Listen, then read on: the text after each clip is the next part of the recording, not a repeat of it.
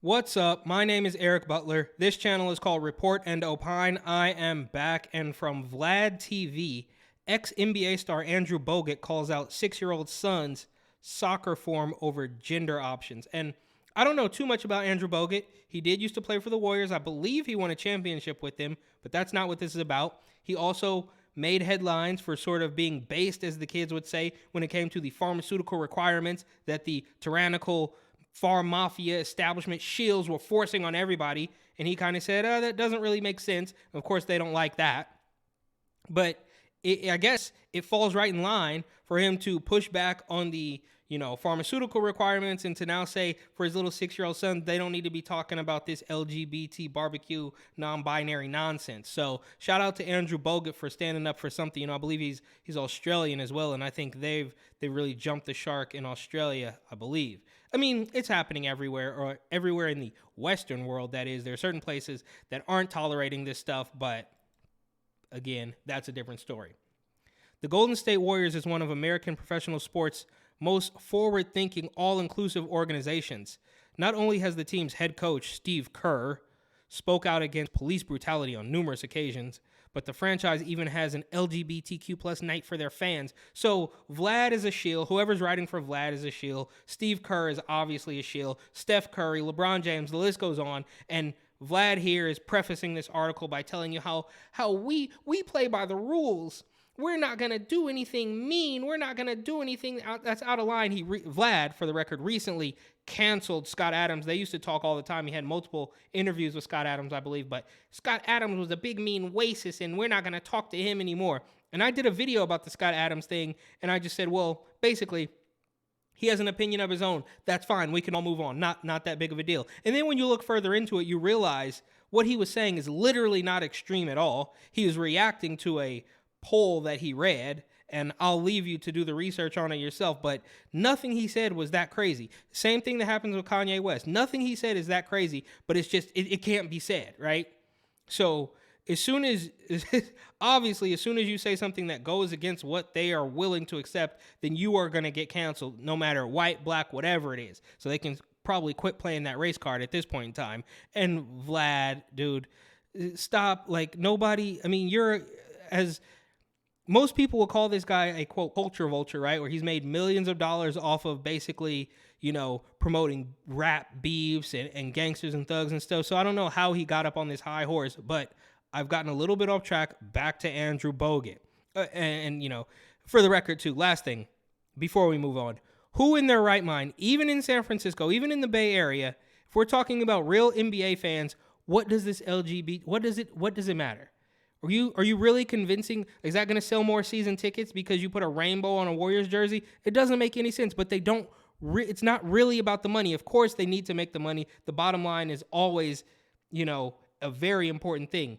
But just like Disney and some of these other woke corporations, they answer to a different regime. So if you lose a little bit of money, people don't come to the games, people don't watch the movie, and you lose a couple subscribers, doesn't really matter, because our allegiance is to this establishment, and we have to prove to them that we're going to keep pushing that message. So we're not really too worried about losing a couple of bucks because we're already a billion-dollar company or whatever it is. It continues. On the court, the dynasty of the Steph Curry-led Warriors began with an NBA championship in 2015. Bogut was a key rotational player on that team. Although he did not return to the Warriors after they were dethroned by the Cleveland Cavaliers the following year, Bogut remains a familiar face in, quote, Dub Nation. The Australian-raised big man recently made headlines in his native country when he tweeted his displeasure about a gender identification form drop-down menu that his son had to fill out to sign up for a youth soccer league. The forms displayed non-binary and gender-fluid options in support of the LGBTQ+. We're talking about kids. He's 6 years old. What is he? Despicable. But yeah, they have jumped the shark in Australia. That much is true. They have jumped the shark everywhere in the Western world, basically. There are some places where they're not doing it, right? But we don't want to talk about those. It's like the detransitioners. It's happening, but we don't want to talk about that. That doesn't really fit the narrative. Contemplation that Bogut didn't seem to want his 6-year child to be confronted with just yet. Yeah, correct.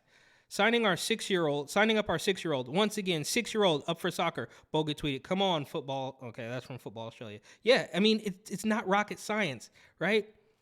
He's 6 years old. He doesn't need to be talking about gender fluidity, which of course isn't real, whether you're 6 or 600, whether you're 60 years old, whether you're 80 years old. It's still complete nonsense, bogus, garbage, crap. But it's even worse when you're pushing it on a 6-year-old, just trying to confuse them so you can gain complete control and eventually turn them into a lifelong pharmaceutical consumer who needs pills to maintain their gender transition or whatever it is.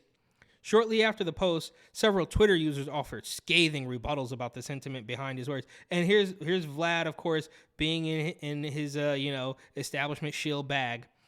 "That's a standard form, mate," responded a commentator. "Are you suggesting that they adjust it just so the parents of 6-year-olds don't freak out about having it? It's just checking a box. Why are you so worried? Why are you so worried about it?" That's always that's always one of their main go-to. Why do you even care? Well, I didn't care, but you started pushing it in our face at every single opportunity. You forced me to care, and when I had an opinion you didn't like, you cried about it. It happens every single time. We see it constantly. Why do you even care? It's none of your business. Well, you're the ones having parades once a month. You're the ones having drag queen nights, promoting it in newspapers. You're the ones putting it out there, and then you pretend like, well, why do you care what we do? Well, because you put it in my face. You could have just done it in the darkness with your other weirdo adult friends, but you chose to sell it to kids, and we're not buying it. "You don't have to be a conspiracy person to see the agenda at work," wrote a supporter. "We have to fight back and crush the promoters on anyone trying to cripple kids with gender confusion." Yeah, that's an absolute fact. So apparently this comes from the New York Post, which is where I get a lot of stuff, but this is from Vlad TV. I saw it on Instagram. Shout out to Andrew Bogut for standing up for something. Shout out to him when he stood up against the Mafia, a year or two ago. And while Vlad is doing, he's doing a lot of good work. He's breaking a lot of headlines and sharing a lot of fun, entertaining stuff. He is, no doubt about it, an absolute establishment shill who will not go against the narrative, and he is scared of being canceled. So, thank you for watching. Please like, comment, share, and of course, subscribe. And this Vlad TV website is getting so obnoxious with the moving ads. It's almost impossible to read, but catch you next time.